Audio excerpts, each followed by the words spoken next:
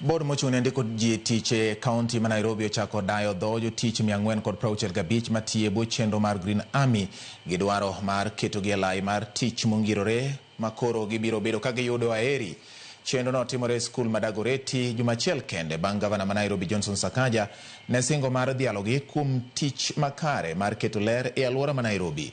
Green Army moting'o maloyo rawere 3,500 osekonyo mathoth e rito ler e kaonti ma Nairobi koting'o choko taka, yweyo aore kaachiel kod keto ler e kuonde ma oganda yweye. Cleaner. This is not only in the CBD but also in other estates.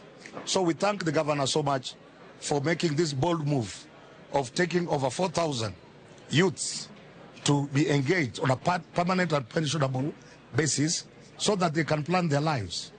Mimi ni Green Army, tulipewa sisi ogunzi ni Green Army, tulipewa kazi na Sakaja, His Excellency Sakaja. Sasa hizi ndio tunangarisha mtaa, tulikuwa contract ilikuwa inaisha, sasa tunaenda permanent. Kushukuru Sakaja kwa kutupa opportunity. Mazingira ikuwe safi. Let's make Nairobi work. They are undergoing a vetting process where they are required to submit their documentation for it to be verified before it can actually be confirmed that they can actually be employed on permanent and pensionable basis.